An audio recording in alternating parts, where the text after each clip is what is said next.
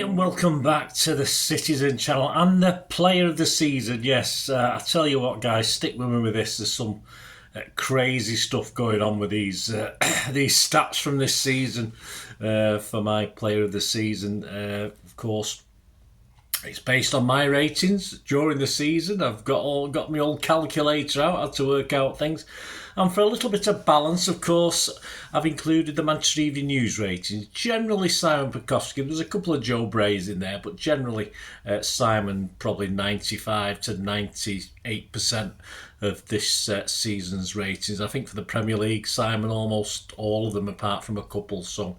And that's what we're looking at. Premier League. We've done the Champions League. We did that a bit ago. We did the cups, domestic cups. So check those out, guys. I'll put some links on the below in the comments. And look, we're flipping new shirts. I mean, look, it's not lining up. What's going on here now? Anyway, I'm sure it'll settle down after I've worn it for a bit. So there you go. So mainly Simon Pekowski Managing News for a little bit of balance, but of course. Any of these ratings, when we get to the top players, of course, I'll give you my rating for the season and Manchester Evening News' rating. And they don't always agree, as you'd expect. Slight difference. Manchester Evening News generally scores people higher than I do, or Simon Pekowski does, and Joe Bray. But yeah, it's one of those things. If you had to ask me my player or players of the season without these stats, I probably wouldn't have reached the same conclusion. And I say certainly the top ones totally shocked me. In fairness, there are some real surprises. So please join me and enjoy, because that's what it's all about. And get frustrated and say, "Bird, you know what you're talking about." But I can only go off what I've been doing all season and all my stats.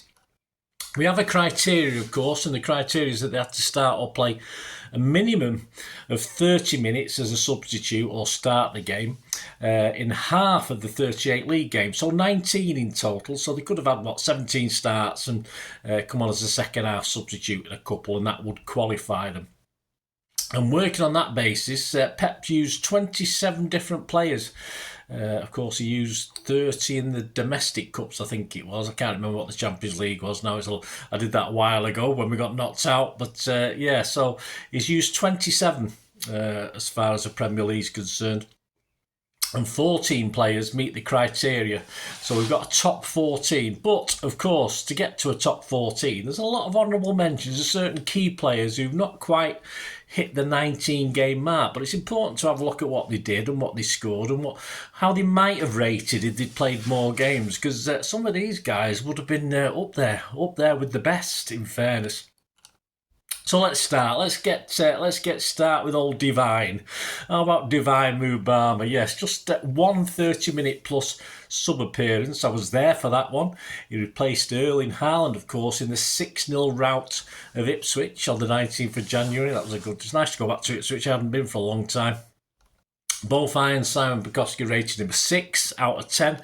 Simon said, rather obviously, unsurprisingly, he does not carry Haaland's threat.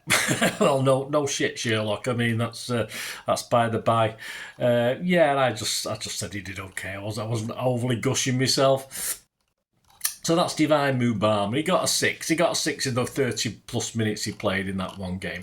So they do get more games, a bit more interesting. Of course they do. Well, that's interesting, Divine, isn't it? Because I think I've just seen that he thinks he'll be sort of away from the club next season. So we'll see how that one goes.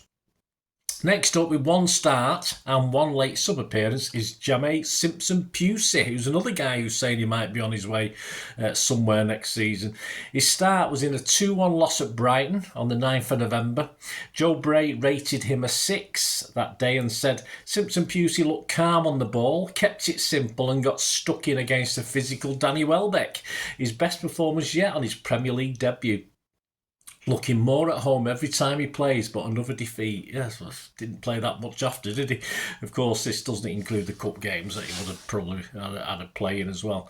For me, I just scored him a 5.5. You know me, I'm very mean. I said 2 or 3 poor passes caused problems, though like Rico Lewis, no lacking of effort, considering what's expected of him in a team lacking confidence, which we did at the time.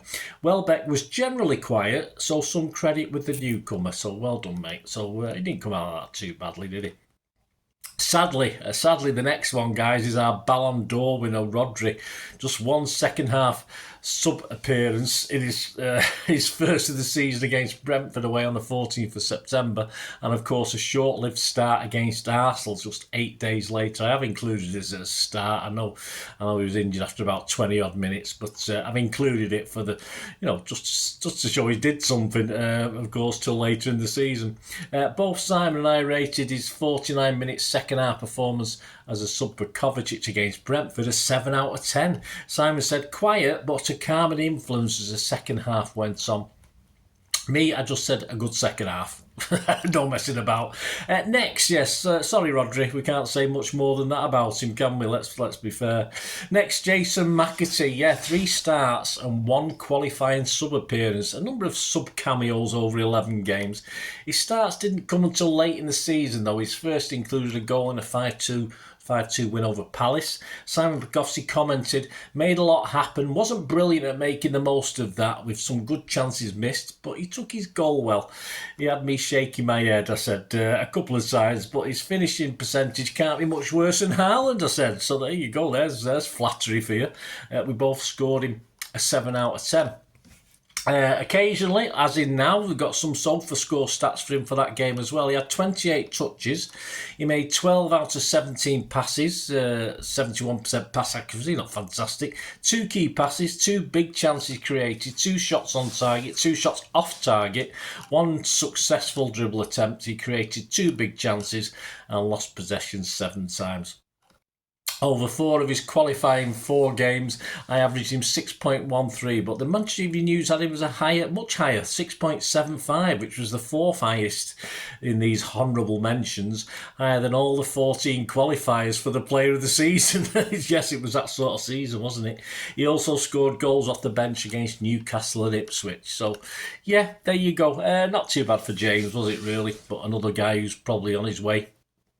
Another who came late to the party as far as starts was Leicester at home. His first on the 2nd of April was Nico O'Reilly with 6 starts on the trot, and the last in the 1-0 win over Wolves on the 2nd of May. He made 3 brief sub appearances, did not feature at all in the first half of the season. The 6-0 rout of Ipswich was his first league appearance as the first league appearance of the season as sub for that one. His 2 goals came in consecutive league games, Palace at home of 5-2 and Everton away at 2-0. The Everton away game was rated his best. No wonder. Simon Bukowski wrote about him. Saw a lot of the ball and a lot of it was good. He needed Gvardiol to cover at times, but another huge goal. An 8 out of 10 from Simon for me. Excellent throughout, I said, and there to sniff out the goal. And I rated him an 8.5 on one of those rare occasions where I scored him more than Simon Bukowski, which doesn't happen that often. Let's have some Sofa score stats on that game. He made 4 clearances, 1 interception. He won 4 out of 9 ground duels. He won 2 out of 3 aerial duels. He lost possession 10 times. He had 69 touches, of which 90% accuracy with his passes, 38 out of 42. He made 1 key pass, 3 successful dribble attempts out of 3, and his Manchester Evening News average is the 2nd highest of any of the 27 players we feature. He scored a 7 average, and his 6.6 average with me is only bettered by 2 other players, so he was 3rd. So there you go. If he'd got the 19 games in, he'd be up there near the top. Next up, one of our January signings, Kusanov. Though he hasn't featured in our last 9 Premier League games, his last start was a 2-2 home draw with Brighton on the 15th of March. But 6 starts from the end of January till the middle of March. His average with the Manchester Evening News was only 5.83, although I gave him 6.33, so a little bit better from me. He, of course, didn't start well. He got a 4 and a 5 from the Manchester Evening News, 4 and a 5 respectively from the Manchester Evening News and me for that disastrous start against Chelsea. But nothing too bad after that. Despite a loss at the City ground on the 8th of March, both I and the Manchester Evening News rated him City's man of the match. We both scored him a 7. Simon Bukowski said, covered the space behind Núñez well, gave Wood as good as he got and made some important blocks. Some sofa score stats from that game. He made 5 clearances, 2 block shots, 2 interceptions. He lost possession 8 times. I simply said his stock continues to rise. Yeah, he played the next league game, then disappeared from Pep's plans. So that's how much his stock began to rise, isn't it? Anyway, next up, sadly, another sad one to talk about, the walking injury. Old glass legs waiting to happen, but we still love him, of course we do. Johnny Stones. He played just 2 consecutive league games all season. I think he played more for England, didn't he, in one international break, with 6 starts and 2 extended sub appearances, with 2 minor sub appearances as well. He scored 2 vital goals, of course, the biggie in the 2-2 draw with Arsenal on the 22nd of September, and another, and I was there that day for this one, another vital one that caused all sorts of eruptions in the crowd in a 2-1 away win at Wolves a month later. Arguably, his best overall performance was the 4-0 win over Newcastle on the 15th of February. Simon Pekowski lamented, makes such a difference to the whole team when he is fit. No marauding in midfield, but a rocking defence.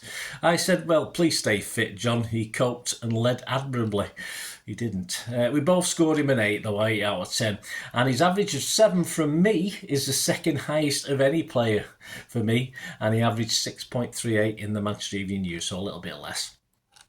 Another January newcomer next, Nico Gonzalez, 8 starts and a couple of minor sub appearances, and a player who has the highest ratings of anyone for myself and the Manchester Evening News. So there you go. This guy, if he'd done 19 games, he would have been top. He would have been our player of the season. Nico Gonzalez, listen to that, guys. Nico Gonzalez, a 7.25 from the Manchester Evening News average over his 8 starts, and a 7.13, so a little bit less from me, but still good enough to be number 1. So we both agree that Nico Gonzalez would, if he met the criteria, be our player of the season. But of course, another that Pep put on the back burner, more or less still forced to play him in Kovacic's absence for the last game of the season. His best performance, though, was possibly his debut, of course, the 4-0 win over Newcastle in February, for obvious reasons. He played very, very well in that game, linking up play all over the place. Simon Pekowski commented, tidy, composed, controlled, everything City had been crying out for in that position. Yeah, he soon got dropped, didn't he? And me, I said, he looked really at home, started like a house on fire, wanted every ball, had a bit of a lull now and then, but has to be happy. And we both rated him an 8 out of 10. And Marmouche hat-trick, denying him, of course, that man of the match rating, another guy who did okay on the day. Well, there you go, guys. That's the end of part 1. We've got a few more honourable mentions to go through, and then we're going to make a start on the top 14 in part 2 of this, guys. Hope it's been interesting, and let me know your thoughts. And yeah, predict who my player of the season is. I bet you won't get it. That's for sure. Hope you enjoyed this, guys. Anyway, thanks for the support. You can smash those buttons, the likes, the subscribe button. We do have memberships, which helps me out enormously. If you can consider doing that, my thanks to all members at the moment, much appreciated, and it helps the channel going forward, of course. And I say throughout the summer I'm doing this, there'll be usually a vlog a day, so while other people have a rest, I keep going for you. So hope you enjoy anyway, and let us know your thoughts and comments on this player of the season, and join me for part 2 and a little bit more interesting, more interesting stuff, guys, all through this. There's lots of things that certainly made me raise my eyes, and hopefully you as well. So keep watching, guys. Please just listen for another minute or so for different ways you can help support the channel. I hope you enjoyed the feature, and yeah, if you can support me through the subscription, if you can subscribe, guys, that'd be wonderful if you've not already done so. We do actually have memberships at the moment, just 99p a month, so you get access to all my City stuff, including all the history vlogs, dozens and dozens not been published yet, that you get immediate access to, and every time I do a edit and do a vlog, you get immediate access to it as well. So you can have a copy of scripts as well if you want any hard copy of the sort of things I do on matches and teams and managers and players, etc, etc. So if you can join the membership, that'd be wonderful. We do fine. And yeah, if you want to support the channel just by watching the ads, that helps. Watch the ads, let them play through while you just have to check your phone or something, let it play out. And of course, if you follow any of the links, that always works as well. If you follow a link to one of the ads and you fancy something, I've done it myself. I've followed a link and actually purchased something from another organisation. But it can happen. It can happen. Not all ads are stuff you're not interested in. And of course, if you can give us a like, guys, that's be absolutely fantastic. All the likes are much appreciated. Anyway, thanks for watching. Until the next time, of course, I only ever ask one thing, don't I? Please, I ask you all to stay safe, especially you Blues. Until the next time, come on, City. Bye for now.